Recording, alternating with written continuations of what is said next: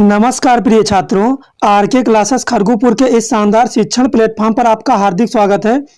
अगर आप high school के छात्र हैं और कल यानी 22 फरवरी को यूपी बोर्ड 2024 की परीक्षा देने जा रहे हैं तो यह वीडियो आपके लिए बहुत ही महत्वपूर्ण है। आज के वीडियो में हम लोग एक बहुत ही महत्वपूर्ण मॉडल प्रश्न पत्र के बारे में चर्चा करेंगे जो यूपी बोर्ड परीक्षा 2024 की दृष्टि से बहुत ही ज़्यादा महत्वपूर्ण है और इस मॉडल पेपर से 100% प्रश्न आने वाले हैं। तो सबसे पहले आप लोग वीडियो को एक लाइक कर दीजिए और वीडियो को ज़्यादा से ज़्यादा शेयर कर दीजिए ताकि अधिक से अधिक विद्यार्थियों तक ये वीडियो पहुंच सके और उनको जानकारी प्राप्त हो सके कि यूपी बोर्ड 2024 में किस प्रकार के प्रश्न आने वाले हैं। तो अब हम बिना समय गंवाए वीडियो की शुरुआत करते हैं। तो यहाँ पर दिया गया है सत्र 2023-24 कक्षा 10 विषय हिंदी। समय दिया गया है 3 घंटे 15 मिनट का और पूर्णांक आपको दिया जाएगा 70। तो इसमें कुछ सामान्य निर्देश दिए गए हैं तो हम इन निर्देश को पढ़ेंगे।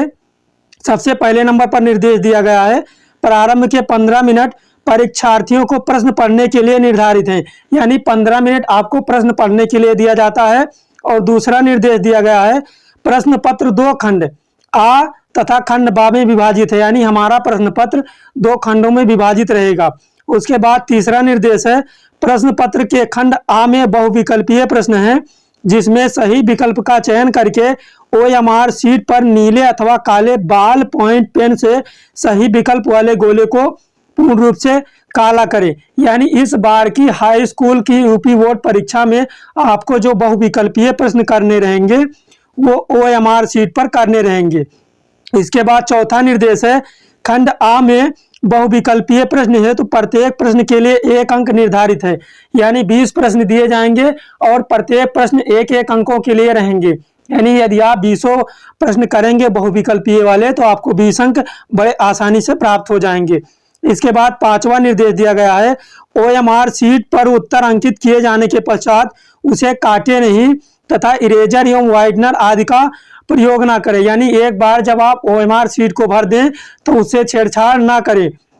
उसके बाद 6वां निर्देश दिया गया है प्रत्येक प्रश्न के सम्मुख उनके अंक निर्धारित किए गए हैं, यानी उनके अंक जो हैं उनके सामने निश्चित किए गए हैं। तो अब हम आ जाते हैं बहुविकल्पीय प्रश्न खंड आ में।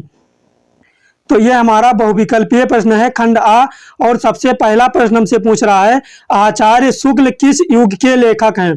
तो इसमें विकल्प दिया गया है ए में दिया गया है भारतेंदु युग, बी में है द्विवेदी युग, सी में दिया गया है शुक्ल युग और डी में दिया गया है शुक्लांतर युग। तो हमें बताना है कि आचार्य शुक्ल किस युग के लेखक हैं। तो प्रश्न संख्या 1 का हमारा विकल्प नंबर सी सही हो जाता है, यानी आचार्य शुक्ल युग के लेखक हैं। इसके बाद हम आ जाते हैं प्रश्न संख्या 2 पर। प्रश्न संख्या 2 में दिया गया है अजात शत्रु किस विधा की रचना है। तो सबसे पहले ना विकल्प में दिया गया है ए में है निबंध, बी में है कविता, सी में है नाटक और डी में है कहानी। तो हमें बताना है कि अजात शत्रु किस विधा की रचना है। तो अजात शत्रु जो हमारा ये नाटक विधा की रचना है। प्रश्न संख्या 2 यूपी बोर्ड परीक्षा 2024 की दृष्टि से बहुत ही ज्यादा महत्वपूर्ण है, आप लोग इस पर विशेष ध्यान दीजिएगा। इसके बाद हम आ जाते हैं प्रश्न संख्या 3 पर। प्रश्न संख्या 3 में हमसे पूछा गया है लहर किसकी रचना है। तो ये में है मुंशी प्रेमचंद, बी में जयशंकर प्रसाद, सी में निराला और डी में दिया गया है हरिकृष्ण प्रेमी। तुम्हें बताना है कि इसमें कौन सा विकल्प सही है। तो प्रश्न संख्या 3 में विकल्प नंबर बी सही हो जाता है, यानी लहर जयशंकर प्रसाद जी की रचना है। इसके बाद आ जाते हैं हम प्रश्न संख्या 4 पर। प्रश्न संख्या 4 में हमसे पूछा गया है शुक्ल युग की समयावधि है, यानी शुक्ल युग की समय सीमा कब से कब तक है। तो विकल्प ये में है 1936 से 1943 तक, बी में दिया गया है 1919 से 1938 तक, सी में है 1900 से 1918 तक और डी में दिया गया है उपरोक्त में से कोई नहीं। तो हमें बताना है इसमें कि शुक्ल युग की समय सीमा कब से कब तक है। तो इसका विकल्प नंबर बी सही हो जाता है, यानी 1919 से 1938 तक, यानी शुक्ल युग की समय सीमा है 1919 से 1938 तक। इसके बाद प्रश्न संख्या 5 है नीड़ का निर्माण फिर यानी नीड़ का निर्माण फिर किस विधा की रचना है। तो ये में है जीवनी, बी में है आत्मकथा, सी में है साक्षात्कार भेंट वार्ता और डी में दिया गया है रेखा चित्र। तो हमें बताना है कि प्रश्न संख्या 5 में कौन सा विकल्प सही है। तो प्रश्न संख्या 5 में विकल्प नंबर बी सही है, यानी नीड़ का निर्माण फिर आत्मकथा विधा की रचना है। इसके बाद हम आ जाते हैं प्रश्न संख्या 6 पर। प्रश्न संख्या 6 में हमसे पूछा गया है भारत भारती किस विधा की रचना है, यानी भारत भारती किस युग की रचना है। यहाँ पर विधा नहीं रहना चाहिए, यहाँ पर रहना चाहिए भारत भारती किस युग की रचना है। तो ये में है द्विवेदी युग, बी में है भारतेंदु युग, सी में है प्रगतिवादी युग और डी में है छायावादी युग। तो आप लोग कमेंट करके बताइए कि प्रश्न संख्या 6 में कौन सा विकल्प सही है। प्रश्न संख्या 6 में विकल्प नंबर ये सही है, ये वाला विकल्प सही है, यानी भारत भारती द्विवेदी युग की रचना है। इसके बाद आ जाते हैं हम प्रश्न संख्या 7 पर। प्रश्न संख्या 7 में हमसे पूछ रहा है मधुशाला किसकी रचना है। तो ये में है रामधारी सिंह दिनकर, बी में है हरिओध, सी में है हरिवंश राय बच्चन और डी में है सुमित्रा नंदन पंत। तो मधुशाला किसकी रचना है, मधुशाला हरिवंश राय बच्चन जी की रचना है। इसके बाद प्रश्न संख्या 8 आ जाता है। प्रश्न संख्या 8 में पूछ रहा है भारत भारती किसकी रचना है। ये में है सियाराम शरण गुप्त, बी में है मैथिली शरण गुप्त, सी में है जयशंकर प्रसाद और डी में दिया गया है महादेवी वर्मा। तो हमें बताना है कि प्रश्न संख्या 8 में कौन सा विकल्प सही है। तो प्रश्न संख्या 8 में विकल्प नंबर बी सही है, यानी भारत भारती मैथिली शरण गुप्त जी की रचना है। इसके बाद हम आ जाते हैं प्रश्न संख्या 9 पर। प्रश्न संख्या 9 में हमसे पूछ रहा है आधुनिक काल कब से कब तक है। ये में है सन 1843 से अब तक, बी में है 1643 से 1843 तक, सी में है सन 1918 से 1936 तक और डी में दिया गया है 1936 से 1943 तक।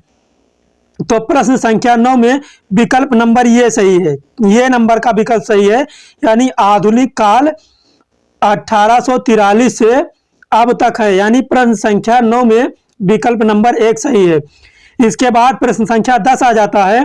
प्रश्न संख्या 10 में हमसे पूछा गया है मतीराम किस युग के कवि हैं। ये में है आधुनिक काल, बी में है आदिकाल, सी में है भक्ति काल और डी में है रीतिकाल। तो आप लोग कमेंट करके बताइए कि प्रश्न संख्या 10 में कौन सा विकल्प सही है। तो प्रश्न संख्या 10 में विकल्प नंबर डी सही है, यानी मतीराम रीतिकाल के लेखक हैं, यानी रीतिकाल के कवि हैं। इसके बाद हम आ जाते हैं प्रश्न संख्या 11 पर।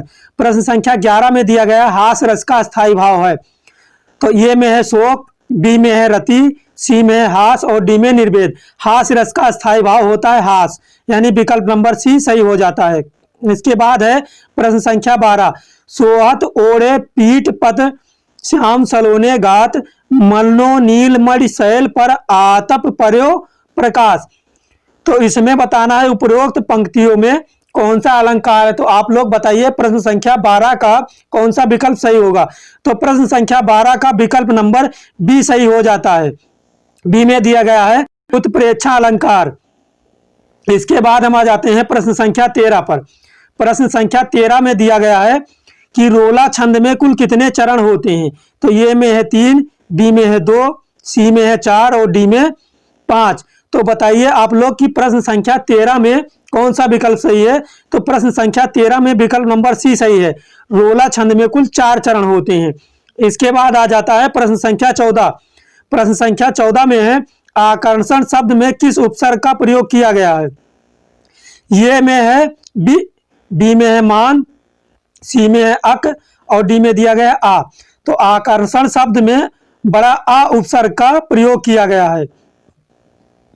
इसके बाद हम आ जाते हैं प्रश्न संख्या 15 पर। प्रश्न संख्या 15 में कह रहा है प्रत्यय के कितने भेद होते हैं। ये में है 2, बी में है 5, सी में है 6 और डी में है 3। तो प्रत्यय के 2 भेद होते हैं। इस प्रकार से हमारा विकल्प नंबर ए सही हो जाता है। इसके बाद हम आ जाते हैं प्रश्न संख्या 16 पर। प्रश्न संख्या 16 में हमसे पूछ रहा है पीताम्बर में कौन सा समास है। तो ये में है कर्मधारय, बी में है द्वंद्व, सी में है बहुब्रीहि और डी में है तत्पुरुष। तो आप लोग बताइए कि प्रश्न संख्या 16 में कौन सा विकल्प सही है। तो हम आपको बताते हैं कि प्रश्न संख्या 16 में विकल्प नंबर सी सही है, यानी पीतांबर में बहुव्रीहि समास है। इसके बाद हम आ जाते हैं प्रश्न संख्या 17 पर। प्रश्न संख्या 17 में है अक्ष का तद्भव क्या होगा, यानी अक्ष का तद्भव क्या होगा। तो ये में है अश्रु, बी में है अंशु, सी में है रोना और डी में आंख है। तो प्रश्न संख्या 17 में हमारा विकल्प नंबर डी सही हो जाता है, यानी अक्ष शब्द का तद्भव होगा आंख। इसके बाद प्रश्न संख्या 18 है। प्रश्न संख्या 18 में है यण संधि का सूत्र क्या है, यानी सूत्र बताइए। तो ये में है आद्रुण और बी में दिया गया है अक सवर्णे दीर्घ और सी में है इको यणाज और डी में है वृद्धरेच। तो प्रश्न संख्या 18 का विकल्प नंबर सी सही हो जाता है, यण संधि का सूत्र होगा इको यणाज। इसके बाद हम आ जाते हैं प्रश्न संख्या 19 पर। प्रश्न संख्या 19 में दिया गया है फलस्य शब्द का वचन एवं विभक्ति है। तो ये में है षष्ठी विभक्ति एक वचन, बी में दिया गया है सप्तमी विभक्ति द्विवचन, सी में है षष्ठी विभक्ति बहुवचन और डी में दिया गया है चतुर्थी विभक्ति बहुवचन। तो प्रश्न संख्या 19 में हमारा विकल्प नंबर ये सही हो जाता है, ये में दिया गया है षष्ठी विभक्ति एक वचन। इसके बाद हमारा प्रश्न संख्या 20 आ जाता है। 20 में दिया गया है आपठत धातु का वचन एवं पुरुष है। तो ये में है द्विवचन प्रथम पुरुष, बी में है प्रथम पुरुष एक वचन और सी में दिया गया है उत्तम पुरुष बहुवचन और डी में है मध्यम पुरुष द्विवचन। तो आप लोग बताइए कि प्रश्न संख्या 20 का कौन सा विकल्प सही है। तो प्रश्न संख्या 20 का विकल्प नंबर बी सही हो जाता है, क्योंकि आपठत शब्द का जो धातु और वचन होगा वो प्रथम पुरुष एक वचन होगा। तो इस प्रकार से हमारा प्रश्न संख्या बहुविकल्पीय वाला खंड आ वाला समाप्त हो जाता है। इसके बाद हम आ जाते हैं वर्णात्मक प्रश्न पर। वर्णात्मक प्रश्न हमारा खंड बा से दिया गया है और वर्णात्मक प्रश्न में प्रश्न संख्या 1 से कह रहा है निम्नलिखित गद्यांश पर आधारित 3 प्रश्नों का उत्तर दीजिए। तो इसका उत्तर देने के लिए सबसे पहले आपको क्या करना होगा, आपको इस गद्यांश को पढ़ना होगा। जब आप इस गद्यांश को पढ़ेंगे तो आप इसका उत्तर दे पाएंगे। हम इसमें देखेंगे कि हमें इसमें किस प्रकार से प्रश्न पूछ रहा है। तो इसमें प्रश्न पूछ रहा है उपयुक्त गद्यांश का संदर्भ लिखिए। तो जब आप इस पाठ को पढ़ेंगे तो आपको पता चल जाएगा कि इसका संदर्भ क्या होगा, यानी इसके लेखक कौन है इस पाठ के, और इसके मतलब ये पाठ कौन सा है और इसके लेखक कौन है।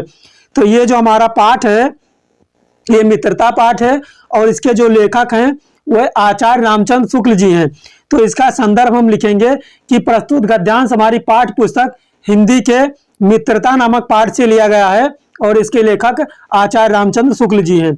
इसके बाद कह रहा है कि गद्यांश के रेखांकित अंश की व्याख्या कीजिए। तो हम लोग क्या करेंगे कि यह से लेकर के और आकर्षित होते हैं तक की व्याख्या कर देंगे। उसके बाद तीसरा प्रश्न है लेखक के अनुसार समाज में विभिन्नता देखकर लोग एक दूसरे की ओर क्यों आकर्षित होते हैं। तो ये हमारा तीसरा प्रश्न इस प्रकार से बोर्ड परीक्षा में पूछा जाएगा। 3 प्रश्न रहेंगे, आपको तीनों का उत्तर देना रहेगा। और प्रश्न संख्या 1 में अथवा करके दिया है, यदि आप इसको नहीं कर पाते हैं तो आप अथवा वाले का कर सकते हैं, दोनों के अंक समान दिए गए हैं। तो अथवा वाला हमारा दिया गया है हे भगवान से लेकर के अंधा बना रही है।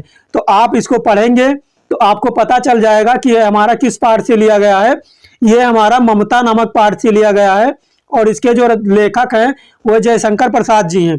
इसका हम संदर्भ लिखेंगे, हम लिखेंगे प्रस्तुत गद्यांश हमारी पाठ्य पुस्तक हिंदी के ममता नामक पाठ से लिया गया है और इसके लेखक जो हैं इसके लेखक जयशंकर प्रसाद जी हैं। उसके बाद कह रहा है कि गद्यांश के रेखांकित अंश का भाव स्पष्ट कीजिए। तो हमें रेखांकित अंश यहाँ से दिया गया है, यहाँ से यहाँ तक, तो हम इसका भाव स्पष्ट कर देंगे। और उसके बाद एक प्रश्न भी पूछ रहा है, कह रहा है ममता द्वारा किस कार्य को ईश्वर की इच्छा के विरुद्ध बताया गया है। तो आप इसका उत्तर दे देंगे। तो इस प्रकार से बोर्ड परीक्षा में प्रश्न पूछे जाएंगे और आप लोगों को ऐसे ही प्रश्नों के उत्तर देने रहेंगे। तो हमारा प्रश्न संख्या 2 आ जाता है, 1 हमारा समाप्त होता है। 2 में दिया गया है दिए गए पद्यांश पर आधारित निम्नलिखित यानी 3 प्रश्नों के उत्तर दीजिए। तो हम पद्यांश को पढ़ेंगे तो हमें पता चल जाएगा कि ये हमारा किस पाठ से लिया गया है।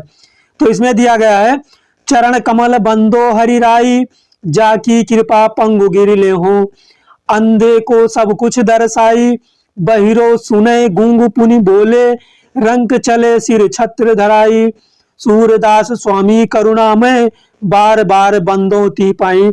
प्रिय विद्यार्थियों, बोर्ड परीक्षा का अंतिम समय निकट है। आप लोग इस मॉडल प्रश्न पत्र पर विशेष ध्यान दीजिएगा और ये प्रश्न यूपी बोर्ड परीक्षा 2024 की दृष्टि से बहुत ही महत्वपूर्ण है। तो इसमें प्रश्न पूछा गया है, उपयुक्त पद्यांश का संदर्भ लिखिए। तो ये जो हमारा पद्यांश लिया गया है ये पद से लिया गया है और इसके रचनाकार हैं सूरदास जी। तो हम लिखेंगे कि प्रस्तुत पद्यांश हमारी पाठ्य पुस्तक हिंदी के पद नामक शीर्षक से उद्धृत है और इसके रचनाकार सूरदास जी हैं। उसके बाद कह रहा है रेखांकित अंश की व्याख्या कीजिए। तो ये हमारा रेखांकित अंश है, हम इसकी व्याख्या कर देंगे। उसके बाद तीसरे नंबर पर कह रहा है उपयुक्त पंक्तियों में कौन सा अलंकार है, तो हम इसमें अलंकार बता देंगे। इसके बाद इसमें अथवा करके दिया है, प्रश्न संख्या 2 में अथवा करके दिया है। यदि आप इसको नहीं कर पाते हैं तो आप अथवा वाले को कर सकते हैं। अथवा वाले में दिया गया है, इसमें है सुनि सुंदर बयन सुधारस साने, सयानी है जानकी जानी भली, तिरछे करि नैन तिन्हे समुझाए, कछु मुस्काए चली, तुलसी ते अवसर से ही रावे, अवलोकित लोचन लाहु अली, अनुराग तड़ाग में भानुदय, बिगसी मनु मंजुल कंज कली। तो ये हमारा इस प्रकार से पद्यांश दिया गया है और अब इसमें हमसे प्रश्न पूछ रहा है तो हम इसके प्रश्नों का उत्तर देंगे। सबसे पहला प्रश्न है उपयुक्त पद्यांश का संदर्भ लिखिए। तो जब हम इसको पढ़ेंगे तो हमें पता चल जाएगा कि ये किस पाठ से लिया गया है।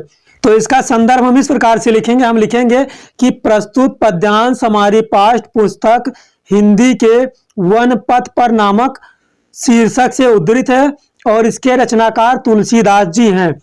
और कह रहा है रेखांकित अंश की व्याख्या कीजिए। तो रेखांकित अंश यहाँ से यहाँ तक दिया गया है, हम इसकी व्याख्या कर देंगे।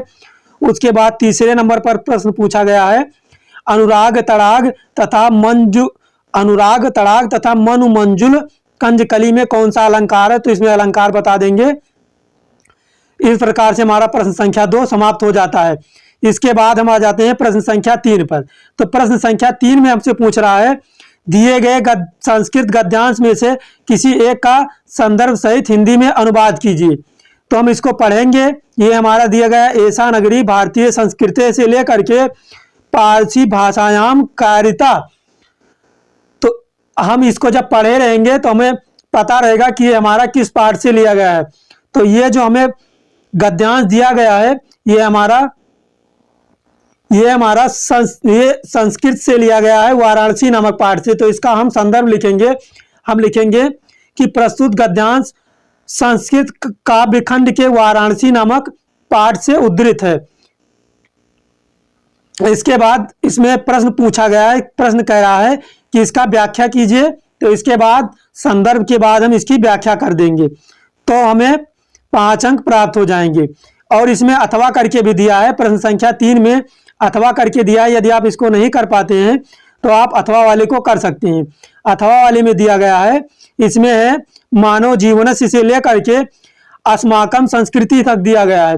तो ये जो हमारा पाठ है ये हमारा पाठ भारतीय संस्कृति से लिया गया है। तो हम इसका संदर्भ लिखेंगे, हम लिखेंगे प्रस्तुत गद्यांश हमारी पाठ्य पुस्तक संस्कृत के भारतीय संस्कृति नामक पाठ से लिया गया है। ये हमारा इसका संदर्भ हो जाता है। इसके बाद हम इसका हिंदी में अनुवाद कर देंगे तो हमें इसके पूरे 5 अंक प्राप्त हो जाएंगे। इसके बाद हमारा प्रश्न संख्या 4 आ जाता है।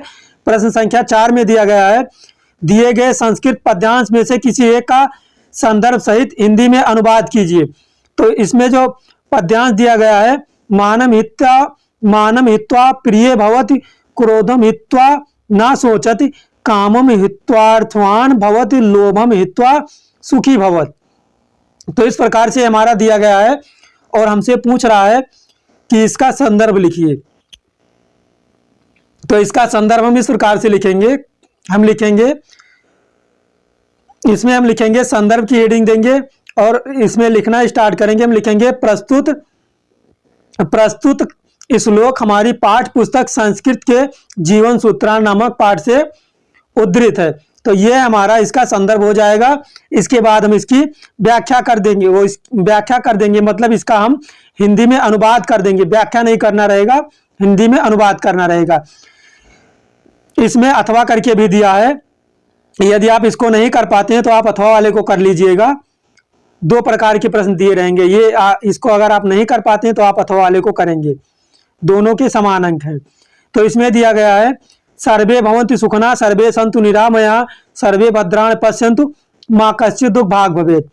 तो इसका हमें संदर्भ लिखना रहेगा और इसका हिंदी में अनुवाद लिखना रहेगा।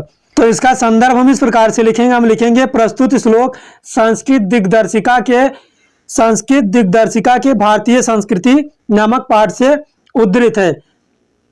तो इस प्रकार से हमारा इसका संदर्भ हो जाता है और इसका हम हिंदी में अनुवाद कर देंगे तो हमें 5 के 5 अंक प्राप्त हो जाएंगे। इसके बाद प्रश्न संख्या 5 आ जाता है। प्रश्न संख्या 5 में हमसे कह रहा है अपने पठित काव्यखंड के आधार पर निम्नलिखित प्रश्नों में से किसी एक का उत्तर दीजिए।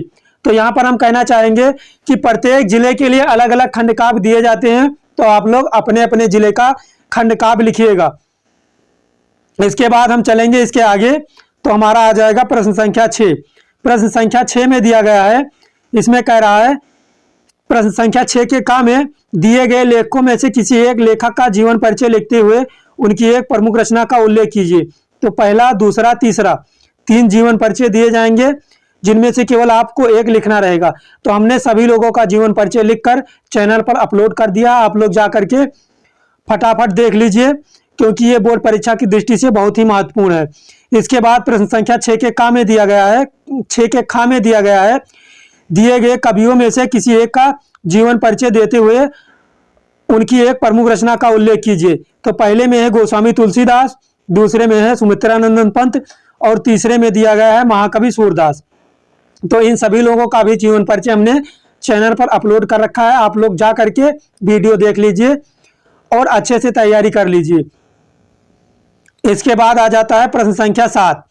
प्रश्न संख्या 7 में दिया गया है अपनी पाठ्य पुस्तक में से कंठस्थ कोई एक श्लोक लिखिए जो इस प्रश्न पत्र में ना आया हो। तो हमें इस प्रकार का श्लोक लिखना रहेगा जो इस पेपर में ना आया हो। यदि आप पेपर में आए हुए श्लोक को लिखेंगे तो आपको नंबर नहीं मिलेगा।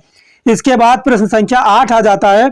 प्रश्न संख्या 8 में कह रहा है कि निम्नलिखित में से किन्हीं 2 प्रश्नों का उत्तर संस्कृत में दीजिए। तो इसमें 4 प्रश्न दिए जाएंगे जिनमें से केवल आपको 2 प्रश्नों के उत्तर देने रहेंगे, तो आप 2 प्रश्नों का उत्तर दे देंगे। प्रश्न संख्या 8 के बाद हमारा प्रश्न संख्या 9 आ जाता है। निम्नलिखित में से किसी एक विषय पर निबंध लिखिए। तो हमें यहाँ पर 4 विषय दिए जाएंगे, 4 विषय दिए जाएंगे, चारों में से किसी एक विषय पर निबंध लिखना रहेगा।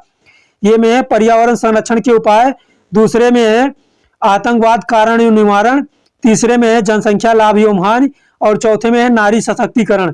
इस प्रकार से हमारा ये मॉडल पेपर पूरी तरह से खत्म होता है। आप लोग ये मॉडल पेपर अच्छे से तैयार कर लीजिएगा क्योंकि ये मॉडल पेपर यूपी बोर्ड परीक्षा 2024 की दृष्टि से बहुत ही महत्वपूर्ण है और इसमें से 100% प्रश्न आने वाले हैं।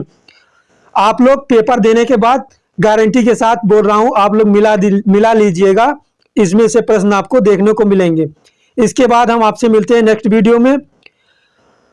आप सभी को बहुत सारा धन्यवाद और बोर्ड परीक्षा की बहुत सारी हार्दिक शुभकामनाएं। आप लोग अच्छे से तैयारी करके पेपर दीजिए जिससे आप अधिकतम अंक प्राप्त कर सकें। धन्यवाद।